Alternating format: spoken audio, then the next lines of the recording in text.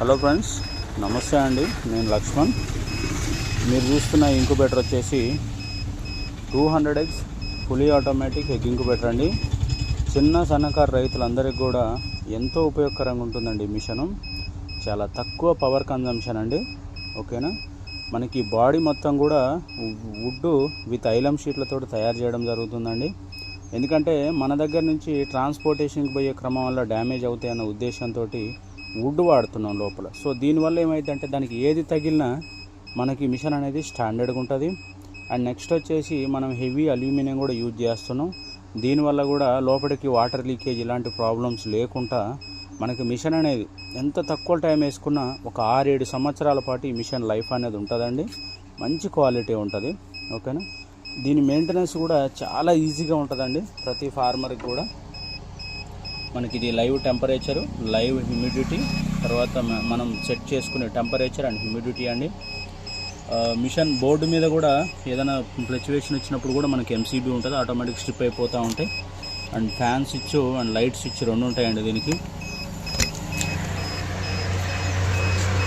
ఇది మిషన్ లోపలండి.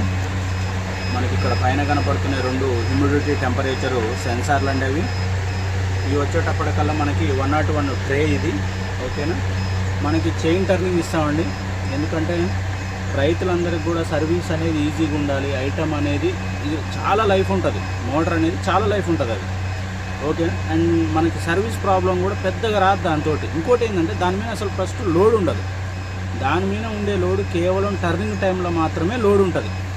మిగతా ఏ టైంలో కూడా టర్నింగ్ టైంలో మాత్రమే మనకి మోటార్ మీద లోడ్ ఉంటుంది. ఓకేనా. మిగతా టైంలో అది ఎప్పుడు కూడా మనకి రెస్ట్ మోడ్లోనే ఉంటుంది అన్నమాట. నెక్స్ట్ లిమిట్ స్విచ్లు. ఇక్కడ ఇంకో ట్రే ఉండాలండి. అంటే ఒకటే ట్రే పెట్టేసిన మనకు కనపడాలి కదా అని. లోపల మనం ఇచ్చిన హీటర్ వచ్చేసి 100 వాటేజ్ హీటర్ అండి. అది తక్కువ వాటేజ్ సరిపోతుంది. 200 మిషన్కి 100 వాటేజ్ అంటే సూపర్ అన్నట్టు. అంత మించి అవసరం కూడా లేదు మనకి. ఆ పక్కన ఉన్న సాకెట్ వచ్చేసేటప్పటికల్లా మనకి హ్యూమిడిటీ అండి. అంటే మనం ఫర్దర్ ఫ్యూచర్లో మిస్ట్ మేకర్ పెట్టుకోవడానికి. నెక్స్ట్ ఈ ట్రే హ్యాచరీ ట్రే ఇలా ఉంటుందండి. వాటర్ స్పేస్ వెనక ఉంటుందండి.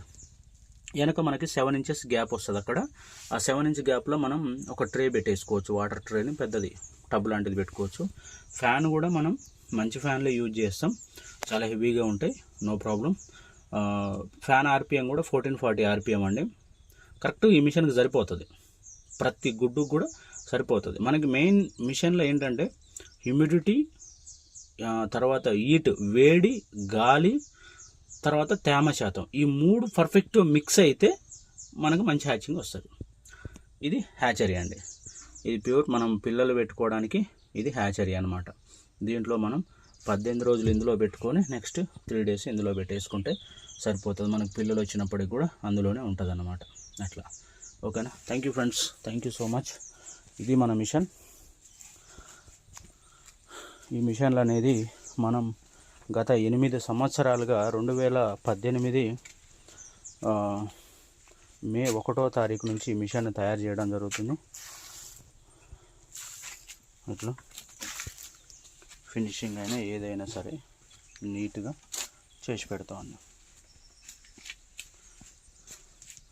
Thank you so much. ఇప్పటివరకు కూడా మనం ఇచ్చిన అన్ని మిషన్లో కూడా హ్యాచింగ్ అనేది పర్ఫెక్ట్ హ్యాచింగ్ ఉంది. ఇన్ని సంవత్సరాలలో కూడా హ్యాచింగ్ ఎప్పుడూ ప్రాబ్లం రానియలేదు మనం. అండ్ అలాగే ప్రైస్ విషయానికి కూడా వస్తే నాకు క్లియర్లీ